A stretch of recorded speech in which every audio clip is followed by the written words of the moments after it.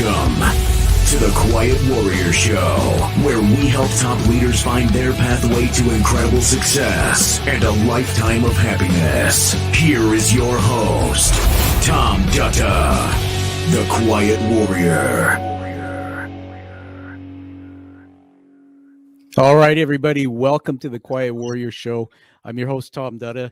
And hey, give us a like on the screen there to the YouTube channel so that we can get the live production out to you in the future and we can do more of these shows. Well, we're live streaming today. It's the next generation of taping for podcast. We're actually letting you peek into the studio to see the conversation with our guest. He's in the green room. We're live streaming across LinkedIn, Facebook, YouTube, Twitter. That's a mouthful, but we're there. And today I'm really excited. The guest I have on today, this is going to be a fun, hard-hitting, total mind-blowing experience. He's also written a book. Let me tell you a little bit about him before I bring him on the screen. His name is Arnaud Henneville-Wedholm. You know, these guys who have three names, he's already messing with me. I thought he was, because he lives in Sweden, he was Swedish, but he just told me he's French, so we'll have to ask him about that. He's a consultant, lecturer, head of sales and business development at GLOBHE, GLOBHE. We'll have to find out how you say that. He's also the founder of multiple startups, including internalDesk, a SaaS platform for enterprise collaboration, where he served as COO. His interest areas include entrepreneurship, neuroscience, resilience, and making the world a better place. Lives in Stockholm, Sweden, which is cool, with his wife and three children. And he's written a book called How Hard Can It Be? And, you know, no spoilers here, everybody, but we're going to talk about a journey. He's written it as a fable, a real, I guess you call it, could be a Hollywood movie, about what it's like to really get into that world of being a startup and the journey you take. So everybody here is Arnaud. Welcome to the show. Well, thank you. Thanks for having me, Tom. I'm super excited. Yeah, I know you're excited. It was fun getting you on, and I could see that bubbling over. There's something about that smile and energy from you. Pretty good for a guy who's been through the journey over quite many years that you have. I want to start off just by getting you to hold up. Usually I'll bring this in later, but I think it's notable. Hold up the book that you wrote and tell us the title. Right. So there you go. So the title is How Hard Can It Be? And there's a subtitle to it, which, if I frame it well here, so it's the startup lessons from trying, and as you can see in between brackets here, it's and failing to take down Facebook, and that's the whole idea of the book. All right. Fantastic. And by the way, that's part of what got my attention, but also the other part about it was the word failure, because I'm going to be honest with you that, you know, this is a book that many entrepreneurs wouldn't write because, you know, I've interviewed people on my show and they tend to come on and talk about how great they are and the successes. But, you know, that's one of the reasons why I let you in, man, is because I think that there's some real integrity and no ego here in this book. But before we get into that and the story of the journey from the business, go back to your early years. Tell us a little bit about your upbringing and your start in life. Yeah, sure. So, I mean, as you introduced nicely, I'm actually French. So, as you can tell from my name, I've got a double name because I'm married to a Swede and I'm currently living in Sweden. And we agreed on having a double name, and that what makes me Swedish. But otherwise, purely French, 100% French. Been living in France initially. I was born in Africa, actually, and as a young kid, I've lived abroad quite a lot. So born in Africa, been traveling and living in the Middle East as a youngster, and then did my education in France until I moved to Asia, actually, Southeast Asia, Thailand, Bangkok. And lived there for a while, and then moved further in different countries, and eventually ended up in Stockholm, where I pursued my career after my education, and then, as I explained in the book, we moved quite a bit as a family down to Africa again, and the whole journey of the startup and my life pretty much to that day goes across continents.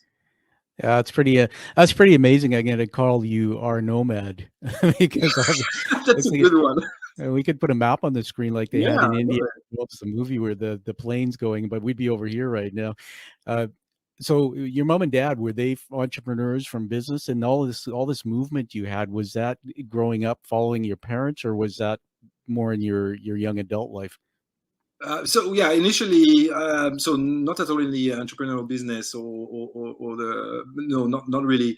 My father was working with the French railway, and at that time in the 80s, France was pushing locomotives in former French colonies, and so that explained how we moved around. And my mother followed because she was a teacher, so she Yeah. could get a spot in different French colleges. But then I guess I picked it up from being traveled around, and it's very hard for me to stay in one single place for too long. So it started hitching after a few years. And yeah, now we're back in Stockholm after for like 2 years or so since the pandemic. And so far we're loving it here, even though it's a bit coldish compared to Africa, where we just came back from. Yeah, hey, you're talking to a guy who's in west coast of Canada, so we're used to moderate temperatures. I think I was telling you offline there, Arnold, that when I grew up as a kid, I was babysitting these two young children down the street from where I lived, and they're both Swedish, Johan and Christina. And the parents, the father worked for Volvo, so that's when I first got to know the culture. Beautiful people. It is an amazing country. And I get the best of both worlds here, everyone, with Arnold, because I'm a home chef. People who follow my Instagram, they'll know that, I escaped my childhood cooking and baking, and I've watched every show. But yesterday, it's funny timing. I was watching Jacques Pepin, or his show, and he's talking about Julia Child and just some of the great things that France has given us in the area of cuisine. So it's really fun to talk to you, man. If you come up to Vancouver, we're gonna go find a good French restaurant, or I'll come out your way. So, was childhood good? I'll start this way because there's something that drives us. Sometimes we pick up seeds in our development. Was everything good in your childhood? Did you have any challenges personally or gut punches that you had to work through? No, not particularly. Yeah, everything was fine. Living abroad and uh, beside my time in the Middle East, we're actually living in Iraq, and that was during the war Wow. in '83. I think it was '83 to '86 or something like Yeah. that. And What was so it? What was it like in Iraq? Just quickly, I mean, were there any experiences that were fairly traumatic or scary? Because a war is a war, right? yeah, for sure. So there were a few. I mean, naturally, alarms going off, Yeah. and you having to run to hide for potential bombs dropping and things like that. But at that time, I guess I was young and innocent, and for me, it was more like a Rambo movie. So Stallone, Rambo movie, I love it. Stallone movie. So I was actually enjoying it. Wow. Um, so no big trauma there. But I guess in And terms of maybe that has built my resilience, and that's something we're gonna go through. yeah, that's interesting. And that's part of why I started off this way after reading your book. I have read the whole book, everybody, and just to prove, so we can have those who are watching the video of this later or even now, there it is. How Awesome. hard can it be? What a cool cover. By the way, the nicest thing about this, besides the book and the meeting you, the author, was it arrived in an envelope from Sweden. And my daughter was here for Christmas. She's from the other side of the country, and I kept the envelope, man, because it's got all these cool stamps and it's in blue, my favorite color, and there's writing on it I can't even understand. It's like I got my first envelope from Sweden. How cool is that? Uh, the Africa part's interesting too. Just for a moment, I have a good friend. I grew up. He was a corporate litigator. Ronnie, I call him. Grew up in Cape Town, and he was Jewish. He brought his children here, but he was telling me some of the experiences just even in the country that shaped him. So I think resilience, everybody, is what we're going to get today from a man who's seen. I call you world traveled, because when you're world traveled, maybe your brain has a very different perspective. I love reading books and also using the Kindle device. And to show you my diligence. I have 7 pages of notes Oh my from God. Kindle. And so I'm going to get deep into the book with you because that's why we're here. Who is Lovisa? Yeah, that's a very good question. So Lovisa was the daughter of my co-founder. Ah, So it's a very so the book is dedicated to her. nice. Um, and as so you really touched on the real emotional part of that journey right off.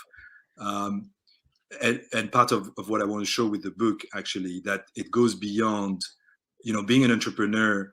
It goes beyond you and putting your time and sweat on a personal level. Obviously, it involves a lot of people, and the first thing you think of naturally is your direct co-workers, your team, and your customers and your investors and all the people that that put trust in you. But it naturally extends your circle of influence, extend to naturally your close family, but also your extended family, which is the family of your co-workers, and in that case my co-founder.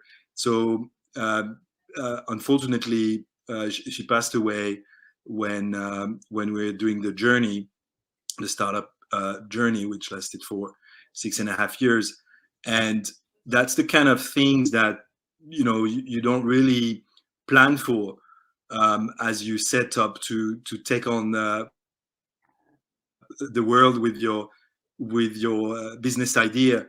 But as as life goes and happens, a lot of things happen, and shit does happen along the way. So you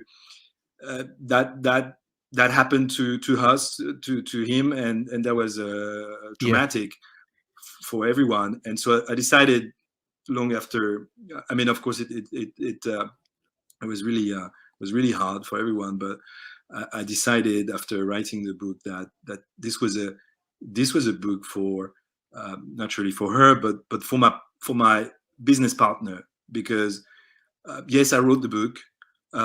We went through the journey together, but I always say that uh, if someone was rough, if someone showed grit and resilience, he did.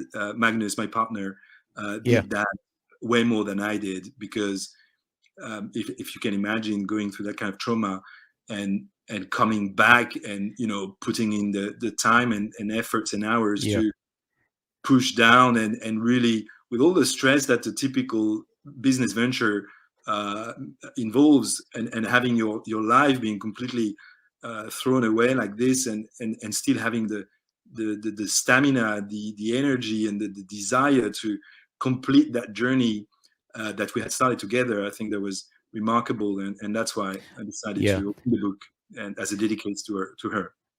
Well, Arnaud and everybody, this is a teaching moment. First of all, I want to honor you and say thank you for sharing that, being vulnerable. When you get the book, everybody, and by the way, I'm going to make a call to action here. Get Arnold's book. We're going to show it a few more times and read it. But how authors get known is, I'm an author. We aren't known unless you read it, but you post a review on Amazon, post a review on Goodreads.com, so people will know about the book. It actually triggers the bookstores and sales reps through Amazon to promote the book as you create that. So thank you for sharing the beautiful story and dedication of Lovisa. This was a loss from, I remember reading about Magnus's daughter, right? And it Yeah. was leukemia. How old was she? 3. Yeah, thank you. This is about the hero's journey, trading stories. So we're talking to each other today. I just want to share with you something very quickly, because I got emotional when I read that part or heard you say that 3 years ago I was doing the Ride for Cancer. It's a 225-kilometer ride on bicycle, up and down hills in the sun and rain, for a friend of mine who lost his daughter to leukemia at age 11. And that was the 10th year they were doing the ride, and they were going to raise up past $10 million total. So it was a big anniversary. Funny how the story goes. I did the first day and slipped in a bathtub having a shower the first night, and put a hole in the tub and had my first serious brain injury. and I am still recovering from that today. But I remember on that ride that as we were at the starting line, Arnaud, and there were 1,600 bicycles, and the sun was coming up. We were at what's called Cloverdale Fairgrounds, ready to go. And they were on stage, and the guy who was introducing the ride said, "Take a look to your left, take a look to your right." And they said, "See all the bicycles that have yellow flags?" And those are people who are either battling cancer or who had somebody who passed from cancer. So last part of the story, I'm on the riding, and this guy whizzes by me, and he looks like he's about 70 years old. And I'm going like, "Excuse me, what? Come back here." He's got a yellow flag. I saw him at the first rest stop, and I said, "What's your story, man?" And he was on chemo. And dude, ever since that moment, I remember saying, I'm not complaining about my life anymore. I mean, people who have cancer don't have a choice, and it's a tough journey. So thank you for that dedication. So I want to get into the book, but I want to have a bit of fun with you. I'll usually do this later in the show, but I think we want people watching and listening to this to stay on till the end, because there's so much you're going to learn from Arnaud about this story that I have written a review, and we're going to reveal it to you today. So just stand by. I'm going to put it on the screen for you here, and you'll be able to see this in a moment. So the book, there it is, your first, an international review from Vancouver, Canada, posted on Amazon.ca. And I titled this review, "A Book I Bet Most People Would Not Write." And there's a reason for this. I'm not going to read the whole review. People can find this in the show. I started out saying, how hard can it be? That's the question I had of the author on Arnaud's first book. The answer, successful startup, is within these pages. Refreshing, brave, and no BS. I loved reading. Believe most startup company leaders would never write. We never hear about stories from the fire, only the stories from egos and those who succeeded. And the last line, I just want to say this to honor you, man, is that the author succeeded by writing this book. I hope he knows that. So congratulations to you. One more thing I want to put up there, if I can get it on the screen. Oops, that's not what we wanted. Anyway, I'll send you the proof that it's posted on Amazon, and we're going to obviously do a little celebration here. Some fireworks for your 5-star review. Awesome. Well done, man. So, all right, let's get into the story. Hey, listen, I'm in my notes here. I'm going to throw some stuff at you. The chapter 5, uninformed optimism. This was, it says, if I left my job, we as a family would have to rely on Claire's salary to make ends meet, an idea she was understandably not too thrilled about. Tell us about that. Yeah, well, it's kind of very much in line with where we started. I mean, it's you may have crazy ideas as an entrepreneur, and you're really excited and motivated by bringing them into the world, but sadly, or perhaps fortunately, I don't know, your ideas touch many more people than just yourself. And when you go crazy into your dreams, it inevitably becomes also the dream of other people that they have to follow you on those adventure. And so I was working as a consultant in management. I was doing change management for a large consultancy firm, and eventually, after many years of working with large corporations and trying to support them in cascading their internal initiatives, so sales initiative or strategic initiatives or whatever the case may be, eventually Magnus, we talked about, and I decided to try our own luck and try something together, and then that meant we had to let go of the comfort of our daily jobs, and that's hard. I mean, that's hard. Yeah. Really... Yeah, I want to jump in there because the thing about it said Claire's your wife. I think that's the name, and everybody in the book, it talks about that. And I want to riff on this for a minute with you from my own experience. My background is 30 years as a paid executive, and then I became sort of I did a startup in 2015. So that's why this is so meaningful. but I want to throw something at you as well. I don't know if you've seen the movie The Founder about McDonald's, the startup of McDonald's. Yeah, And, Ray Kroc, right? yeah, Ray Kroc, and it was played by the actor. His name escapes me, but he played Batman, believe it or not, Keaton. Right. And there was a part of the movie. My wife had talked about it a lot because she's a paid employee and I'm an entrepreneur. That Ray was having difficulty in his marriage because his wife wanted the comforts and wanted the stability, and she didn't share the vision. She didn't understand all these crazy things he was doing, and yet he could see the vision, but he could only see the first step of the staircase. But he was like you; he seemed to be driven to find his way to that vision, and they end up divorcing. And the last thing I wanted to say, and then I'll give it back to you, just to talk about your relationship with your wife and how you stayed strong, is Elon Musk. Everybody knows the name, I'm sure. He posted something on Instagram, a feed I follow, and he said, there's no option. You have to have a wife who sees the vision. If you don't, then find somebody else. Those are pretty harsh words. So tell me this. I think one of the lessons in the book for me was the strength. You made a comment, behind every man is a successful woman. Talk a little bit about how you got through that skepticism and got her on side.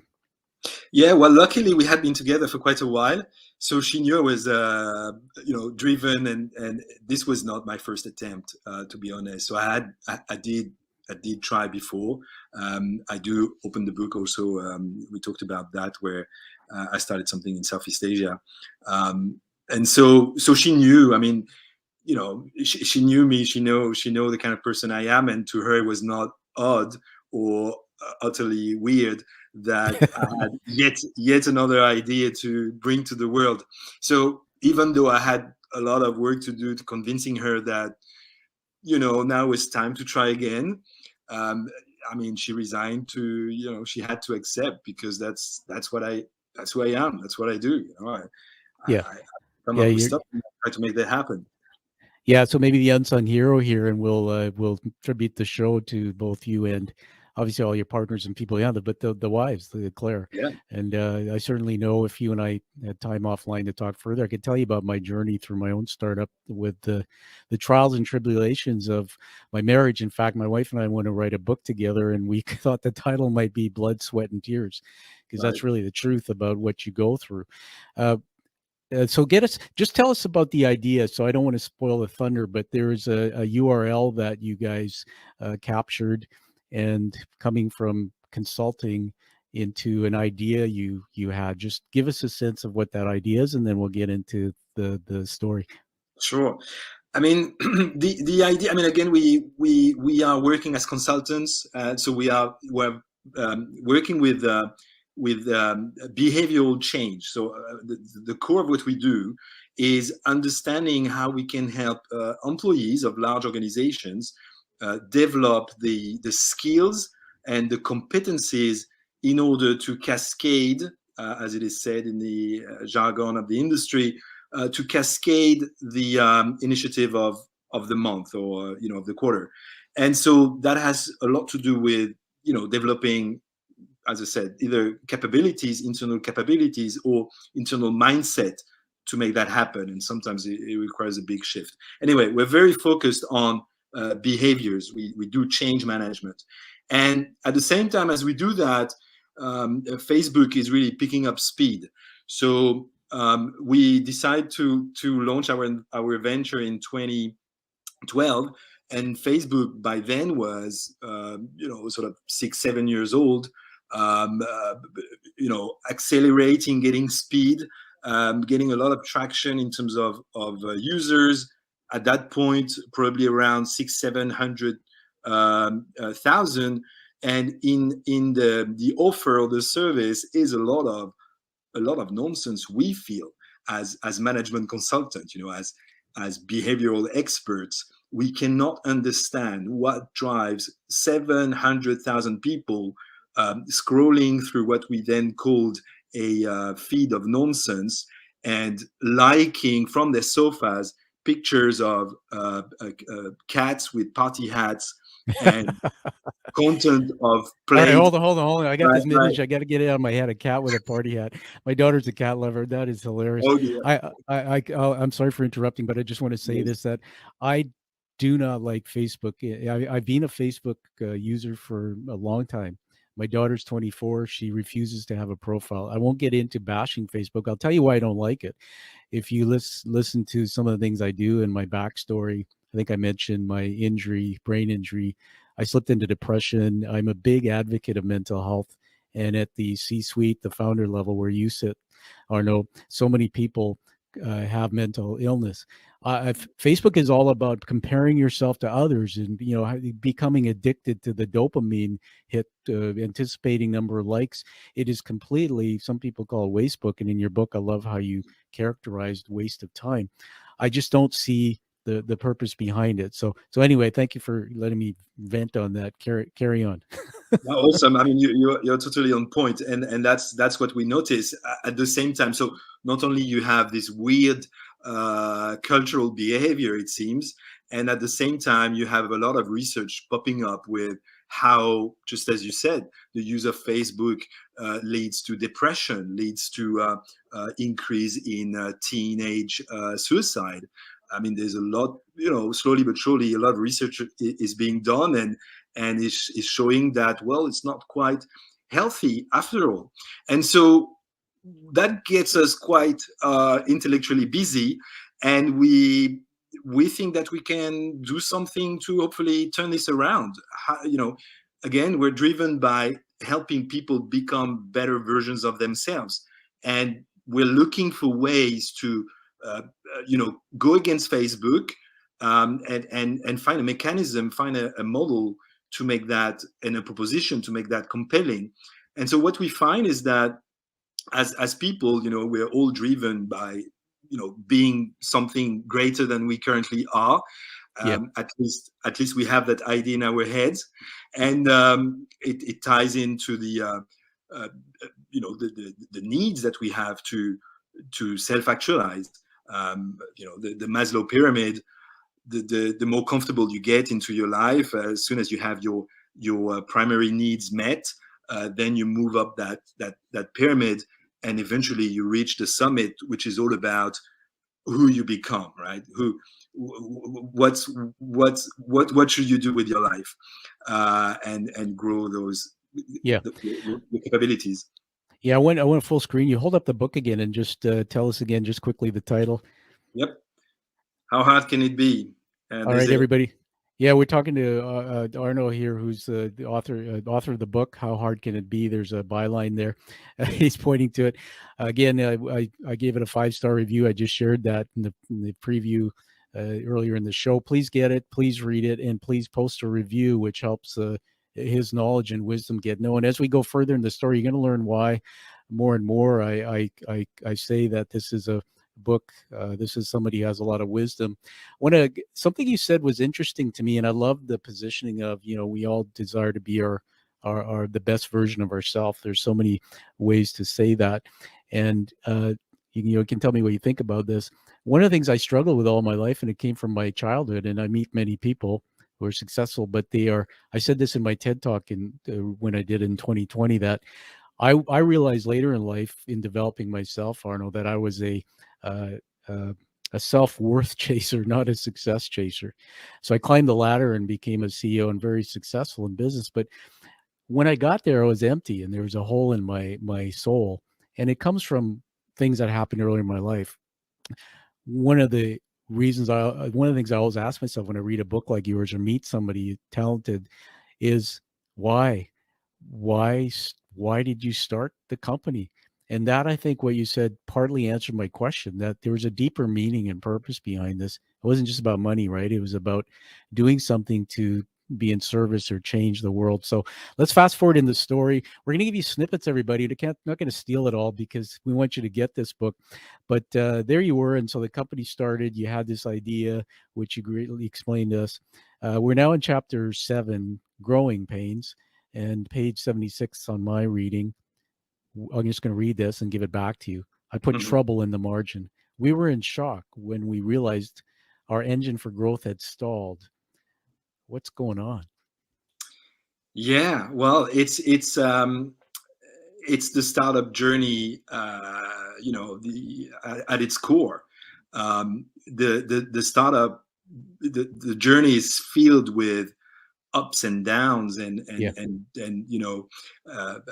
peaks and valleys, and trials and error and near death experiences, and you have all that in the journey, and we got a lot of those, like every startup who yeah, goes on that journey. And that, to piggyback on what you said when you open the forum here, most of the books that you can find are indeed written from a success perspective, because it's hard to talk about failure, and it's hard to, if you haven't made it, typically you would believe that failure is your own, right? You are the one who failed, where in fact, that's right. right, the project failed. So those who have failed along that journey haven't done what I've done, which is writing a book about it, because they feel that they are, they lost self-worth. Um, yeah, that's a Yeah, whole we topic can. we can discuss. Um, but that's the essence of the journey, and that's part of the things I want to show with the book. It's not about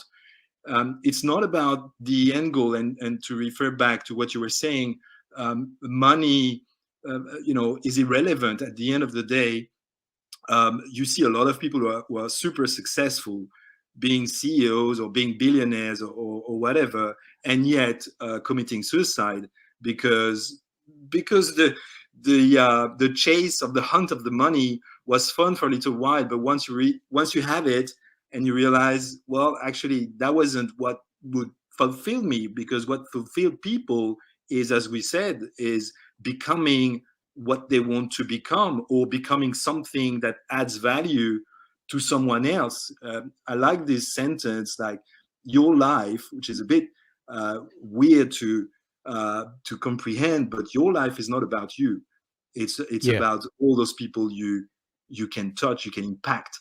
And when you realize that, you forget about all these medals and trophies, and the chase, but focus on the moment, the now, and what you can do, and how much you can do with what you have currently, and how much you can grow, because at the yeah, end of the day, it all yeah. boils down to your own growth, and what you can achieve in the time you are given. Yeah, I really love it. Everybody teaching moments all over the place here, and so in that chapter, when growing pains, I think one of the things you said, which is so meaningful as a lesson, Arnaud, is that a lot of the books and literature out there do point this amazing thing of starting your own business.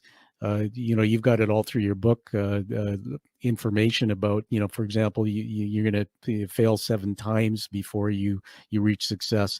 We see in Canada or North American statistics that 90% or plus of small business, which, by the way, is the economic engine of the world. It's not big corporations, right? That they fail. The mindset. I just want to say this because you said something about millionaires, billionaires, or I think you said that, and then suicide. Everybody, this is really. I got to honor you, man. I love the fact that you've got such integrity to talk about this. But this is the human side. And I've done a lot of studying on brain science because of my own journey in the last few years. And there's neuromodulators. I'm getting a little techie with you here, but just doing this for a reason. There's neuromodulators in our brains. Some people might recognize serotonin, dopamine. If you've ever met anybody that's being treated for depression, Arnaud, and you talk to their psychiatrist, you'll start hearing about levels and balancing out levels. And I said this to somebody I met years ago, that my brain, when I became a father and a husband, let's say it's a 1-ton truck, a red 1-ton truck, and it's built for a payload of 1 ton. And then you have children, and then you get married, and then you have a job, you become a founder. All of a sudden, the pressure and the load is 5 tons. And I'm just going to say openly that I believe that it's not a matter of if, but when you experience some form of mental illness. And if you can't wake up in the morning and experience joy and happiness from within, serotonin is a neuromodulator that makes you feel just okay or happy with what you have. And so I met a lot of people, high performing founders, CEOs, executives in my time, that are doing what you were doing for the wrong reason. It's because there's something missing. The dopamine is anticipation of reward, and so that gives you that adrenaline and that great rush. So thank you for going there a little bit about mental health, you taking care of it. I just want to read something else here. You brought up something when the company started having some challenges. You brought up a comment about the ice bucket challenge. Tell us about that. I think it said you took 6 months and I put failure to test. So tell us about that. So we are doing we're doing challenges. So to challenge Facebook, the idea is that we challenge. So through that mechanism of challenge, we create this application that allows people to challenge themselves and one another. And the big idea is that as we are all driven by challenges and by becoming, creating something greater for ourselves, the challenge would allow us to really take on that big dream that we all have and actually broadcast it to the world, or at least broadcast the completion of it. And so we see a lot of people challenging themselves and challenging their friends to all sorts of things, from, to start training for a marathon, or learn Chinese, or stop smoking, or lose weight, or whatnot. And yet, as a lot of challenges are created, very few are completed. And that's human behavior in a nutshell. Nothing really goes viral. Nothing happens. People do not complete their challenges.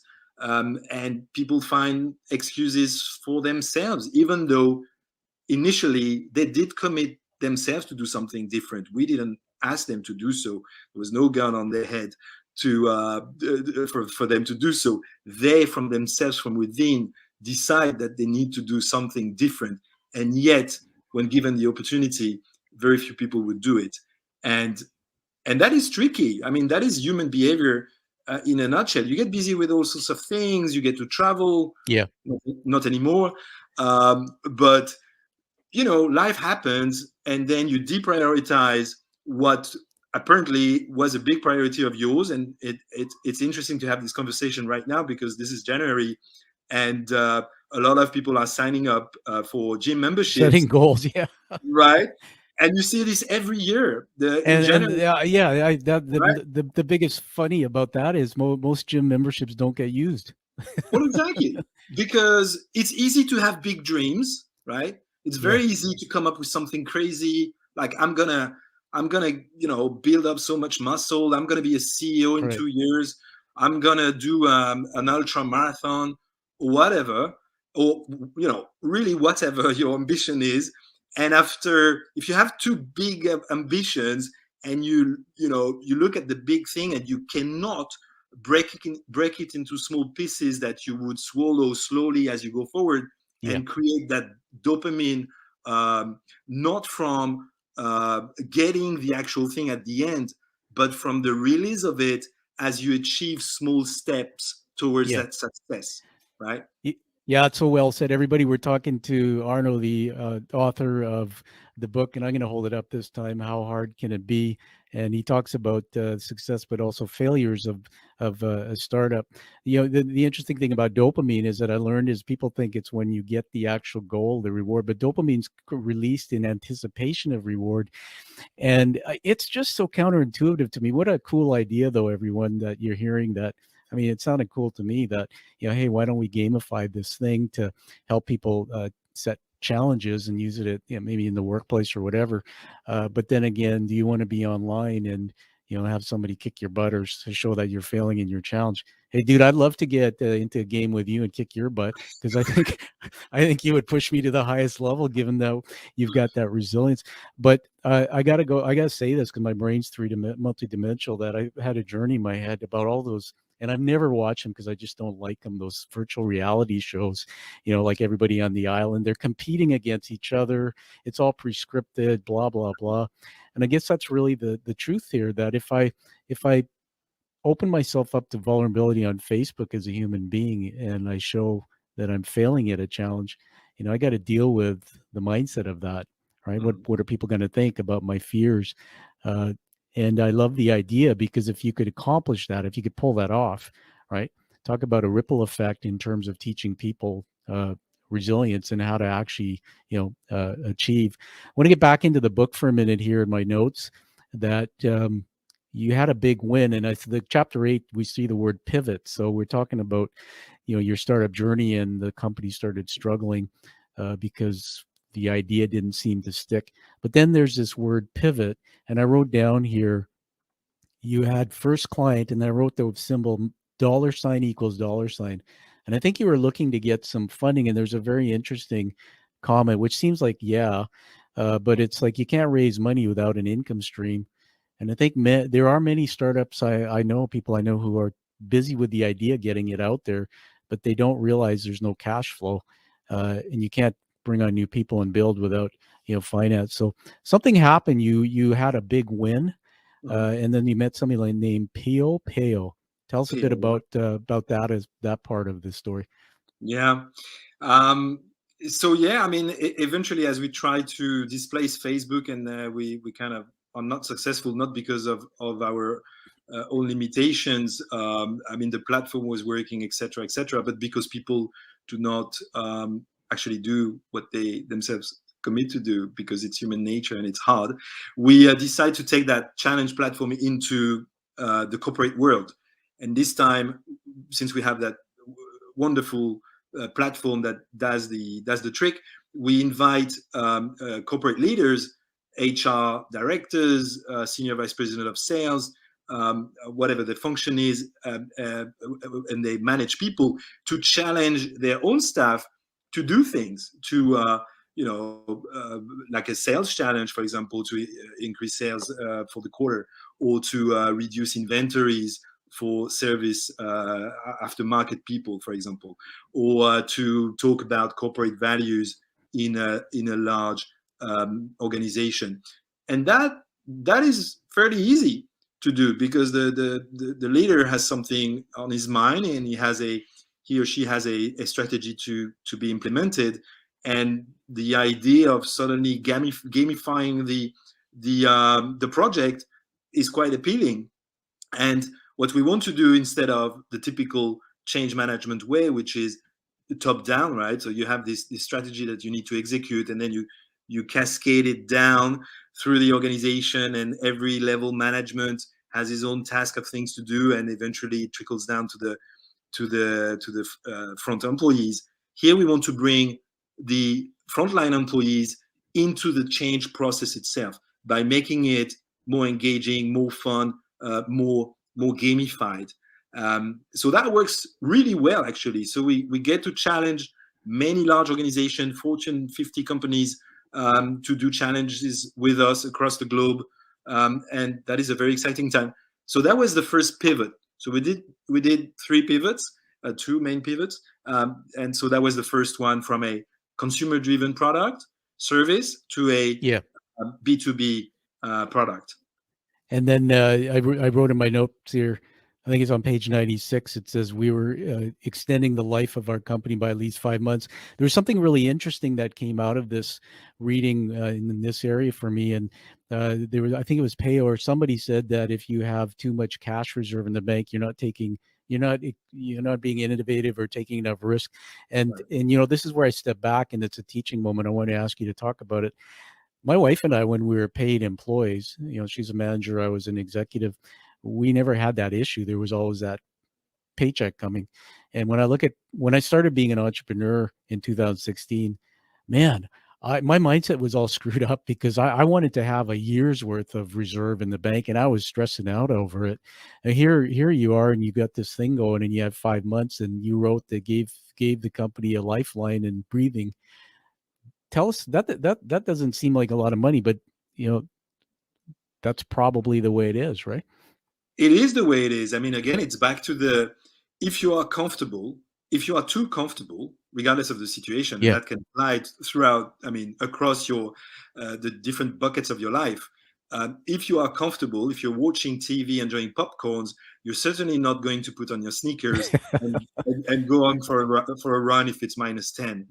Um, and so the same goes for companies and for startups. Definitely, if you have too much cash in the bank, Yeah. well, you become lazy, you become complacent, you don't stretch yourself too much. Whereas if you don't, well, there is no alternative but going out and making it happen and trying hard and really stretching yourself to, making that sales and doing all you have to do to make it work. And it's no surprise that the moment a company starts growing, it becomes harder to maneuver because, well, you recruit different types of people, the company grows, eventually you become a number amongst the mass of people, and the vision is not shared Yeah. enough, right? So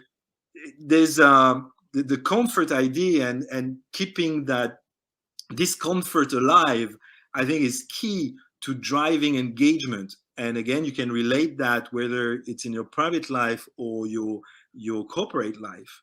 You need to be on the edge. Yeah. Yeah. Everybody, again, you had 5 months cash flow. If you knew that after that your bank account was empty, there'd be a bit of a panic. And this is the whole mindset why I think a lot of people have to read your book, because in order to be a startup or even a consultant, self-employed, you have to understand this. I want to share something with you on this. That I have a friend in Boston, and he started up and became one of the largest uh, writing companies, like they help authors write books. And I met him when I started to write my book. And he said to me, he kept hitting this wall of cash flow, and he quit his job.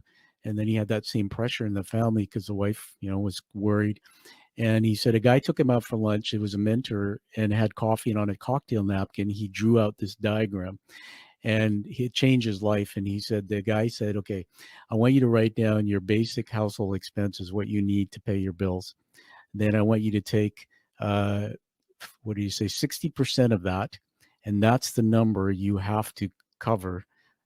So you have to cover that from your wife's income. Go out and find a side hustle to make up the difference. And then keep building your business. And once your business exceeds, the cash flow exceeds, then, you can start pulling back the side hustle. And what's really interesting, Arnaud, is I didn't know that starting my own business. So I went all in and gave up a career that was a 6-figure.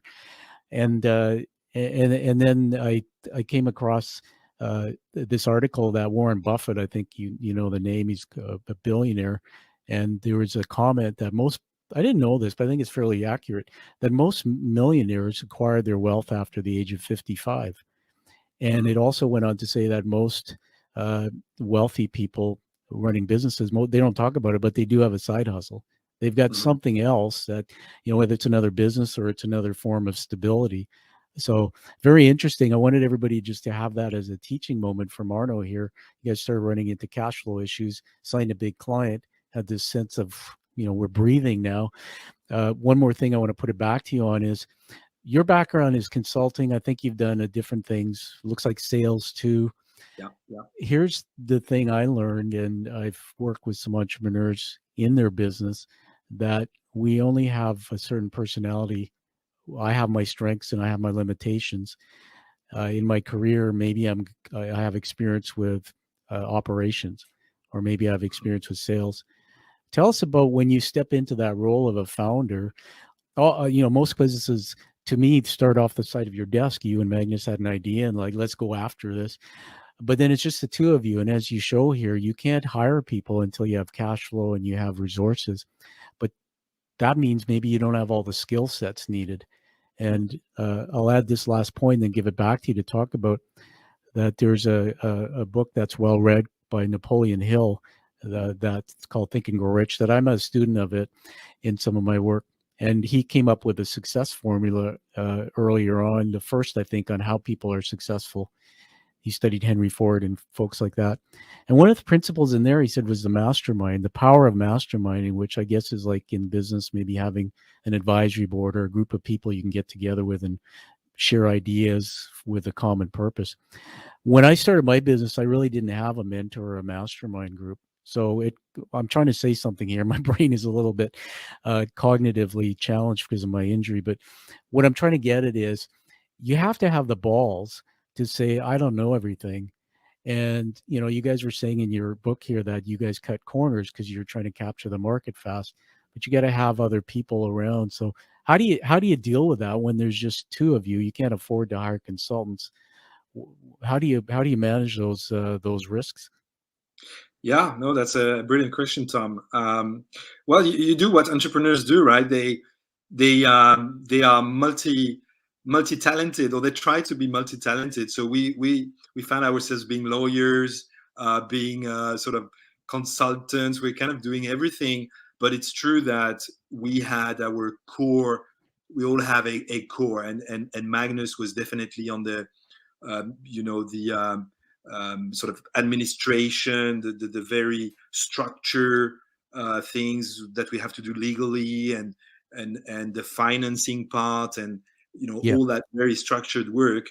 Whereas I was more the cowboy in a way, the one doing the relationship with the clients, the one actively going to potential prospects.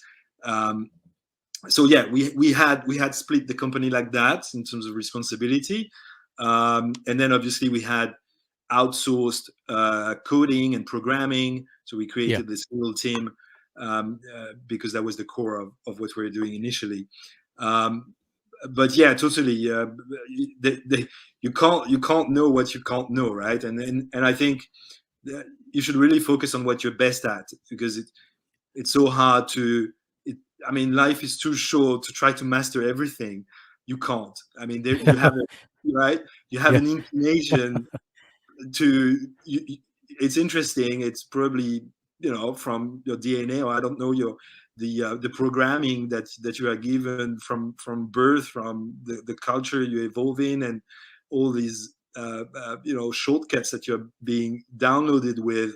But you have something that is within you, and you have to sort of unearth it, really understand what it is, and go 100% in it, because that's what you're here for, and that's a life's mission.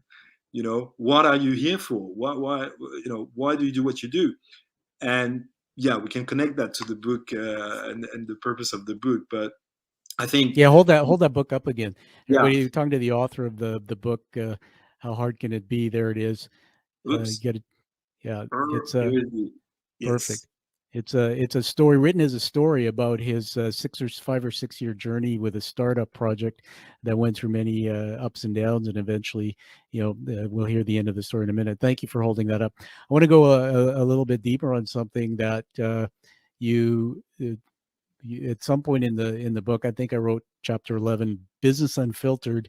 You were doing talk to some MBA students, and I think you had this talk about business unfiltered, and the word unfiltered had a specific meaning. Just tell us a little bit about that, because here you are talking to young minds who are obviously, maybe looking to be startups or entrepreneurs themselves. Yeah. This is a funny story, actually. So the book is the real thing, right? It's the behind the scenes of entrepreneurship. It's what really happens during the journey, and as you say, it's the unfiltered version. So as far as this particular anecdote goes, I got invited to my former university to deliver a talk about entrepreneurship and innovation, and startup life to 200 MBA students. And so obviously I had never done that, but I threw myself into the experience, flew to the UK, and somehow made it in time. I explained the whole story as it unfolds, and step onto stage and deliver that keynote or that lecture to these students. And as I prepared the lecture, I was thinking of, okay, what would I have wanted myself to hear if I had been sitting in that in that amphitheater. And what I would have wanted to hear is the truth. Again, the no BS version of it. And I think what we're fed with today and everywhere, not only in books and not only specifically in entrepreneurship or business, I mean, everywhere you look at, whether it's on TV or on the billboards that you pass by where you drive your car or on Instagram, is solely focused on success. I mean, the shiny part of it, the glamour, the cash, the how easy it is, just start a side hustle, struggle a little bit, and then get purchased, and welcome to the unicorn land, where you have rainbow sunshine and free popcorn. But it doesn't work this way, unfortunately. And we're sold that horseshit kind of story, but that's not the truth. It gives people a false impression. It delivers this narrative of it. I mean, it's almost like it's built into our culture that if you try a little bit, it's going to be okay. You're going to get acquired and life will be good. Well, sadly, it's not. And so the talk I delivered was really that. I mean, what does it mean to be an entrepreneur? And as we initiated this call with, it's the ups and downs, it's the failures, and it's the pivots, and it's the struggle, and it's the personal issues, and it's the family problems, and it's all of it. And eventually, even if you do all you have to do and you work hard and you have successes and it all looks fine, it still doesn't turn out the way you wanted it to turn out, because that's the case for 9 out of 10 of us. It's 90% of us who fail. And my take on the talk was really to deliver that. And that's also what triggered the book afterwards, is that reflection post the entire journey. Let's stop talking solely about shiny success and the things that happens to the 0.00001%, the Elon Musk, the Steve Jobs, Richard Branson that flies in space. This is all fantastic. I mean, we love those stories. They're very entertaining, engaging. Perhaps they even motivate some of us. But in any case, do they help you as a young entrepreneur start your journey and actually appreciate what it takes to make it work? And so that's really what I come up with. What I bring to the table is the real thing, the real journey, no BS. If you want to do the startup journey, that's what you have to go through. Yeah, you and I got to eat some popcorn together and do another show on this. I mean, if you're okay with time, I'm going to keep you on for a bit longer, because there's so much I want to talk to you about. I wrote down, he talked about in the book, everybody, about the term, the unfiltered. The word he was intending was, this is just another way of saying bullshit. And I'll just read right out of that passage. I wanted to talk about the things nobody ever heard or read about failing, being depressed, about being forced to embrace failure and pivot. All the things I wish someone had told me before I embarked on the journey myself. And I think this is the thing. Couple things I want to share with you. I've in my career, especially after I pivoted from being a paid CEO, I was hired as a general manager in a company, and the owner was kind of high performing and a little bit dysfunctional in his later years. And he struggled and fell into depression himself. And there was things I experienced in that company that I hadn't experienced before. Like, I started looking, this was a long time ago, of course, but I started looking at how he managed finances. And he had a junior finance person, but he would have all the invoices come in. And then we would sit in a room, because I'm the general manager. He says, well, okay, we'll pay that one. Nope, we'll pay that one. No, not that one, that one. So he's playing Russian roulette and deciding based on his priorities and his cash flow. And there was one experience that it hit me when I read your book, because you talked about it. Man, we were at a point of missing payroll once, and it wasn't a good situation. And I was the one who had to face the employees. He used me as a shield. And there's nothing scarier than having a company that is on the verge of missing payroll. I won't get you into that story, but everybody in Arnaud's book, he talks about that, where, you guys have some receivables and you had to pull the trigger and do some creative things. That's what we don't hear about. And that's what MBA students, and I love what you've taught us here, need to hear about. The other thread of this is, and I'm going to call you out on this because that's what the show is about. It's about integrity, but also you have to be accountable. On page 159, I wrote down here, unhealthy. And you even said that. I said, life was simply too hectic. I usually fired up my laptop at 5:30, worked a solid hour before the rest of the family emerged from their bedrooms. At night, I did not normally hit the sack till 1:30. It was not a very healthy lifestyle. I love the fact that you said that, man, because you got to say it. Sleep deprivation, that's the number way to kill your cognition and your performance. But these MBA students, I'm learning, just you're a guy who knows about change management. They want mentors, coaches, not bosses. They won't work those kind of hours. So we're building a culture, to create something. If we're a leader and we're out of balance, it doesn't quite work. It doesn't work that well. And so thanks for sharing that in the book. Want to just get you back into another part of this. You went to Africa, opened the business there, and then you started training to do a marathon. I started reading that and going like, what the hell? Here, why aren't you just eating popcorn and sleeping? Oh, okay, you were running 5K, now 42. Is that a little ego, like I got to drive for more and more, or was that really just to you part of a test to keep yourself, to challenge yourself to keep moving forward? Yeah, no, I guess both. Throwing myself into discomfort and sort of forgetting the daily problems that we had, and I decided to go for a marathon. I had absolutely no experience in it. I was not a runner per se. I mean, I was running around the block, but that was about it. I had very little time to prepare, and yet I did it. And I explained so the reason I talked about this in the book is because there is a lot of similarities between taking that kind of challenges on yourself, which is a physical challenge, and actually pulling it through, right? Doing what you have to do in order to make it happen. And that requires some consistency of effort, requires really discipline, because you do have to wake up in the morning and put in the hours, do that run when you don't feel like it. Skip the Saturday wine because you have a 20K training in the morning at 5. So, and the relevance, actually, the reason I mentioned that as well in the book is that you can find similarities with the entrepreneurial journey, because people will drop along the way, right? Yeah. So just like in startup, if you manage to keep yourself alive long enough, you might actually win. You might actually make it to the I love that analogy. line, right? This is such a good metaphor. Yeah. That's such a good metaphor and analogy, that it's like the marathon. You only one person crosses the finish line, and many of the guys drop, right?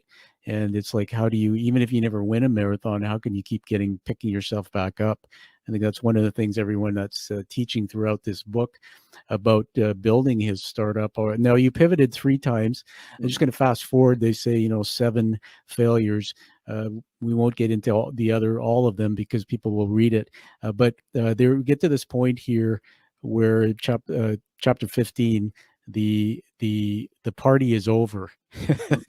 And I read that, and I'm just going to paraphrase something here. What they were.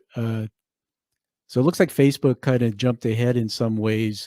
And then you wrote, holy shit, I yelled when I first read about it. I felt like the sky had fallen.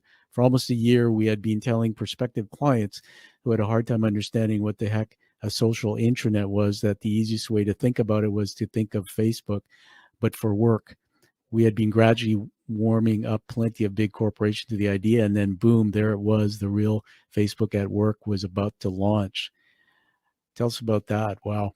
Yeah, so that's the full arc of the book, is that we start with a B2C idea, right? A business to consumer idea, where we aim at challenging Facebook on their own turf, and then eventually, as we evolve in the journey, we end up pivoting so much that the last thing that we do is the so-called enterprise social network, which is basically the central, you know what it is, right? Where people work Yep. centrally online through this, Facebook at work. But back in 2016, that was not obvious, because the main ways of working online was through the typical architecture of SAP, or working through your IBM sort of software, which was not social. And so when we came up with that feed, lookalike Facebook, where departments were connected to and could all interact and share files and discuss ideas, and anyone could contribute. Of course, an HR leader would think that, okay, this is like a crazy idea. Why would you want to bring Facebook inside my organization? And then eventually we did sign a few clients, but we were really in shock where Facebook decided to launch their own version of it, with obviously all the backup that they have. They were an overnight success, which we couldn't keep up with. So it's from Facebook to Facebook, and today it's called Meta, but back then it was called Facebook. So it's the full journey. I mean, I know you love the hero's journey, but there you have it. Really. Yeah, no, it's a great story, everybody. In the book, which as we wrap up in a few minutes, we'll talk about how you can get that, give it a read, and I'd like you to post a rating on Amazon for Arnaud. I want to ask you, was there ever any regret after, when you reflected back about openly talking about Facebook so much? Let me just say this, that our brains are wired to connect to thoughts and emotions, and so I'll use a story, I guess. I can't divulge who, but I I had a corporate client. I went and did some training, and I know the CEO, and their whole vision, and they talked about it with their staff and everybody, was, we want to be the Starbucks of our industry. And it was a very different industry. And I remember saying to him, I said, dude, you may be right about this. I think you are, because what you're trying to do makes a lot of sense. You're trying to create an environment away from home, another place away from home, etc. But I said, if you focus a lot on them, be different, and because everybody's going to keep thinking about Starbucks, and if Starbucks pivots or Starbucks starts failing, you don't want to be tied to that. What makes it your vision? So throughout this whole thing, I think in the book you talked about it a little bit, but I'm assuming you weren't pitching and using openly that, we're going to be like Facebook, or was that part of what you did? No, not necessarily. I mean, it was just we would say we are like, when people would not understand, or HR director would not really understand what we were after, we would say, well, think of Facebook, but inside your company. Okay. Gotcha. To help them, because we all come with our own baggages, and it's easier to relate when you know what one is talking about. Yeah. Awesome. Just going to the end here, it says, after page 214, after more than 6 years of roller coaster emotions, from anxiety to euphoria, bliss to desolation, we collectively chose to throw in the towel. How did that feel? Take us back in that moment. It was you and Magnus, I guess, primarily, right? Yeah, and our staff then, our core staff, let's say. That's an interesting one. I've been reflecting a lot as I do a lot of podcasts these days. I reflect even further than the book itself, and I think giving up is really what it is, because, and it's a hard thing to say, and it's probably a hard thing to swallow as well for your listeners. I think eventually you give up. I mean, you decide, based on all the information that you have and all the time that you have spent and the energy and the money and the lost opportunities, you decide that you've had enough, that you've taken the lessons, and that is enough at this very point of time, and you decide to do something else. It's not that you actually fail like this. I mean, there's a lot of discussions around, if you Google reason for startup failing, you will find a couple of reasons, right? And they are always the same. Like it's well, we didn't have the product market fit, or we didn't raise enough money, or we didn't understand the customer. So there are a few things that people tend to tell to themselves. But what I found is that this is just your own story. You're making yourself a story, because the truth is you didn't find a way to make it happen. You didn't decide to lower your personal lifestyle, perhaps, cut the staff, change office, stop buying wine in favor of extending your lifeline for your company and try harder. So you make that decision. It's all on you. It has nothing to do with the market environment or the time that is not okay. If you want to find that product market fit, well, then you just have to last longer and find it.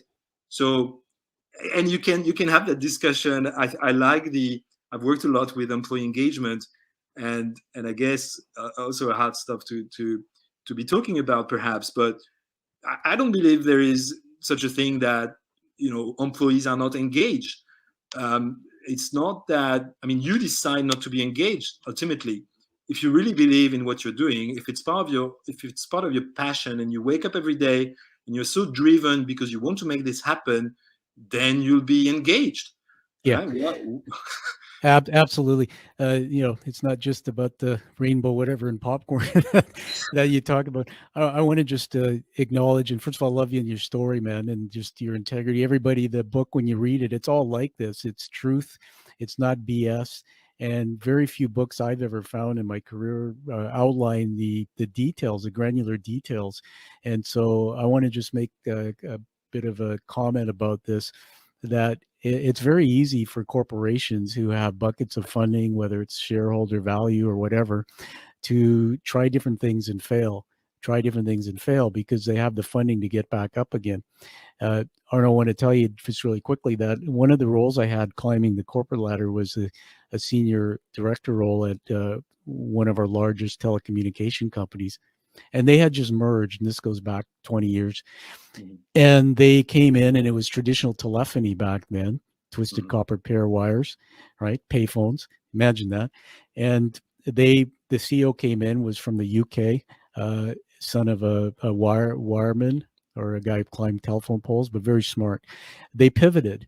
The board said, we got to, and they saw the future. So they transformed the company into data, internet, wireless, all those things we see today that are part of a phone company. They merged another big telephone company in our province next door to British Columbia here. And so this became a multi-billion company overnight. They hired Boston Consulting Group. And I say this because you're a consultant. So, and now the CEO, and I don't mean this to label consultants, the CEO's view is consultants regurgitate information, they leave, they don't stay for execution, which is why I find you a maven, because not only everybody does Arnaud have consulting experience, but you also have execution experience from going through the startup curve, which makes you an asset, I think. Anyway, they started spending money like drunken sailors. This was a $8 billion company, and the stock price was $42 when I started there. Less than a year later, it was $15, $7 a share. Scary. And the shareholders started pounding and hitting the company hard. I was taken out for dinner. They put me on a program called Fueling Our Future, believe it or not. I mean, talk about a great way to spin this. There were 40 of us sitting in a room at a hotel, and the CEO stood up and said, "You're all here because you're leaders of the future of this company." And so there was a letter in front of us at our dinner plates. And then he said, "If any of you see yourselves in the future of this company, please leave now." And I'm telling you, my heart went into my throat. And he said, the reason why I say that is because all of you are going to work with the consulting group, and you're going to drive $500 million in costs out of this company. And we went 5,000 heads. And my heart just broke, man, because it's like, that's one of the things that drove me out of corporate, was this ridiculous. And they basically went so fast, they forgot that they had a union environment and culture. So they actually set up a business transformation office. And I know you know this because of your background, for change management. They hired a senior guy to run it, but they ran into all sorts of problems. And one of the things you said, which inspired me just minutes ago, is that that's why everybody, Arnaud, has integrity, that you have to know when to say we're failing. You have to know when to say we're hitting the wall and we need to stop. We need to do something different. So I'll finish the story with this. The CEO, when he stood up and said that to us, it scared the hell out of me, because I had just changed a 15-year career in banking to something completely different, had a young daughter, my wife. And he turned around and he called on a lady in the audience. He said, come up here. And he said, come up here. And he said, I want you to kick me in the ass. And he literally said, I want you to give me a kick in the ass. And then he turned around and he said, every one of you, I want you to know that the reason we're here is because of me. He says, my lack of accountability, my lack of, making the right decisions, or maybe going too fast with the wrong decisions. So he took personal responsibility. And I think that's one of the things that's rare, and why I'm going to finish with honoring you with an award here, that I wrote this down my paper. You've already succeeded by writing this book, because many people who will read it will be better positioned to actually go into the startup world, or if you're navigating these pivots, you're gonna be able to learn more to get through that. So thank you for writing this book and sharing your story. I think there's much more ahead for you. I want to honor you with an award here. I don't know if I told you you're getting this, but you might have known this from watching other episodes. So I'm going to full screen me for a minute here. There's a image behind me on the screen there. It's called the Challenge Coin. Challenge coins were started in World War II. And Arnold, they were given to people to basically for creating community. I had this coin handcrafted and designed in the United States. Sorry, Canada. And the front is the image of the show, hand painted raised letters. The back is actually Joseph Campbell's hero's journey narrative of the journey that you and I talk about we've taken and why we're connected. By receiving this, you continue to commit to using that passionate purpose of helping and changing the world, taking massive action and creating the life you deserve, but also helping other people do the same. Less than 50 of these a year go out, and I wanted it to create a tribe. We're in 17 countries now. When you put it in your pocket, you seriously make the commitment to keep moving. But just know you're connected to all of us, fellow Quiet Warriors, and there's power in that. So welcome to the Quiet Warriors. Wow, super. Thank you. And wow, I love it. Awesome. Thank you, Tom. You're welcome. Now I got to get it in an envelope across to Sweden for you. So hopefully, exactly. And I'll keep the envelope because it'll have some. it'll have little beavers, and I'll put a picture of popcorn on there for you. It's a little bit Canadian. So on that note, everybody, get you to hold up the book one more time and tell us where they can get a hold of it. There it is. Yeah, there it is. So actually, it's not hard to find, unlike the title. It sells everywhere on every platform, whether Amazon or Barnes and Noble or even Walmart. I saw it in Walmart. So that's if you are in North America, but also any smaller platforms, even locally, any markets. It's really globally available, from Italy to Germany, South Korea, Taiwan, wherever you want to get it. Just how hard can it be? We also have a website. It's called howhardcanitbethebook.com.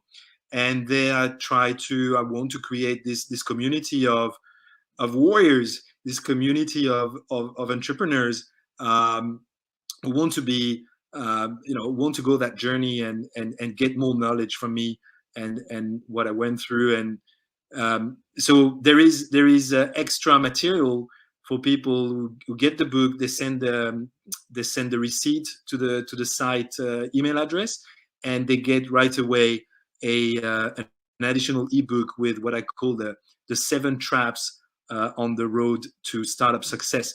We didn't get a chance to talk about them, but they are interesting sort of discussions around the typical stuff that you would encounter or you would look for. Like, I just give you one, the silver bullet. Like, we all dream of that magic sauce that if we do X or if we do Y, suddenly it's going to be, whoa, fantastic. But the silver bullet is a mirage, just like the unicorn. You need many bullets to make it happen. So I go through different of those ideas or traps, I call them, because they're real. And I explain the rationale. We talk about the dopamine release in the pursuit of success, not as an end goal. So I talk a lot of neuroscience and behaviors and traps that you can avoid as an entrepreneur. So thank you so much, Tom, for having me. It was a real pleasure. I had a blast discussing with you. I'm really happy to have made it to your show. So thanks a lot, Tom. You're welcome. It's almost like a flashback to Iraq, a few blasts along the way, and my dark sense of humor here. We haven't finished talking, you know that, and they say that curiosity satisfied is opportunity lost, and I think we created a lot of curiosity with this story. We're going to put in the show notes how to get your free giveaway, and we'll probably have you back again. I'll be sending you my book. Maybe we can have another talk after you've taken a look at my journey and get deeper into some of the tactical stuff. So again, congratulations. Have you, because we talk about popcorn a lot, have you ever seen the movie Moneyball by any chance? No, I don't think I have, actually. Well, I'm just going to do a call to action here. I know you're a guy who likes popcorn, maybe doesn't do a lot of time, but Moneyball, if I can take a minute, there's a reason for my madness here. And everybody, this is a moment maybe you can capture too. Moneyball is a movie, the lead role is played by Brad Pitt, who is a famous actor in America. And it was about the Oakland A's baseball team. And back then he was hired as general manager, and they were like, the Yankees budget was up here, the A's budget got gutted, and they were literally in the sewer. They had no money, no funding, and they gutted the team after its many years of losses, removed 3 marquee players. And so he took over the team, and in the movie they show that he created a pivot in a very different model of winning. And he made it pretty much almost to the pennant. It was just remarkable. And after the movie, something happened where he was offered the general manager job for the Boston Red Sox for back then a salary of $7 million, and he turned it down. But there's a scene towards the end I want you to see about a video that his mentor plays for him when he's feeling down and defeated. He's sitting after he comes back from the Red Sox general manager meeting and turning down this $7 million salary. And he says, man, he says, I was so close. He said, man, he said, we were just so close, but we failed. And this guy played this video for him, and he said, you didn't fail. You hit a home run. And I want to leave you with that. Watch the movie, and then let's get back talk again sometime. But you hit a home run, man, with everything you've done and with this book and story. And I hope everybody connects with you and learns more. So on that note, thank you.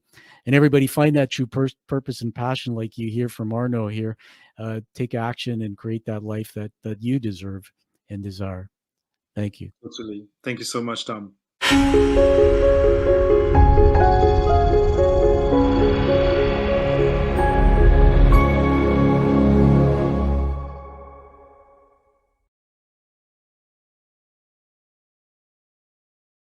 Thank you for listening to The Quiet Warrior Show. Create is a motive-based leadership development firm. www.kreat.ca